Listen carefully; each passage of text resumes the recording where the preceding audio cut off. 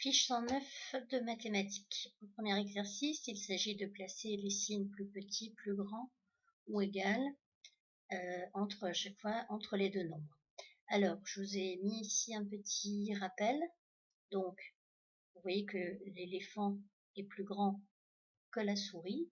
Et donc, la partie ouverte, c'est-à-dire ici, on va toujours avoir le plus grand nombre du côté de la partie qui est ouverte et le plus petit nombre du côté de la pointe.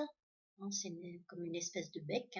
Donc la pointe du bec, elle va vers le plus petit et l'ouverture, elle va vers le plus grand. Voilà. Donc vous avez parfois juste deux nombres. Parfois vous avez par exemple 65 et puis 60 plus 5. Donc il va falloir dire si c'est plus petit, plus grand ou égal. Parfois c'est présenté sous forme d'unité ou de dizaine, donc la 6 dizaines, est-ce que c'est plus petit ou plus grand que 7 dizaines, etc. Donc voici pour tout l'exercice, n'oubliez pas de faire la partie de droite, et les deux derniers qui sont en bas. Exercice numéro 2, range les nombres du plus grand au plus petit. Alors attention, ici on commence par le plus grand.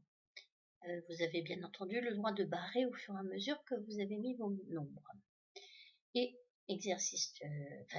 toujours l'exercice 2, mais la deuxième partie. Cette fois-ci, les nombres qui sont là, vous allez devoir les ranger du plus petit au plus grand. Donc on commence au plus petit à gauche et on termine par le plus grand à droite. Exercice numéro 3. Pose les additions et calcule-les. Donc, faites bien attention de placer correctement vos nombres.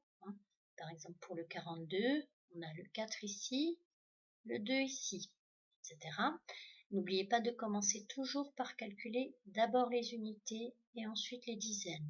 Et à la fin quand vous aurez fini de calculer, n'oubliez pas de remettre en haut la réponse que vous avez trouvée. Exercice numéro 4, reproduis la figure sur le papier pointé.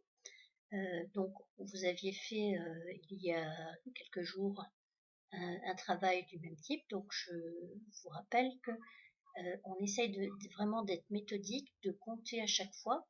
Donc, vous voyez qu'il y a une partie qui est déjà faite ici.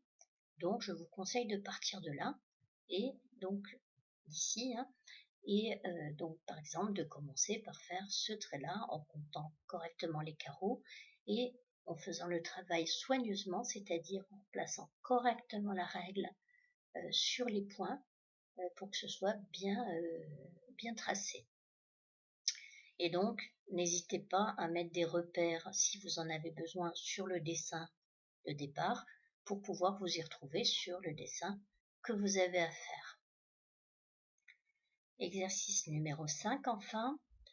La ligne Nino et Archie se partagent 15 cerises. Combien de cerises auront-ils chacun? Donc, les personnages sont à 3 et donc ils doivent se partager 15 cerises. Si vous trouvez la réponse directement, vous l'écrivez. Sinon, vous pouvez faire un petit schéma pour faire le partage, comme si vous alliez vous-même distribuer les cerises à chacun des personnages. Voilà.